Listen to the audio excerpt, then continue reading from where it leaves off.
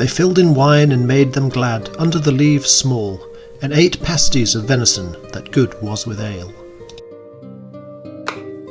That was an excerpt from Robin Hood and the Monk, a medieval ballad. After rescuing Robin from jail, the gang enjoy a meal of ale and venison pasties in the greenwood.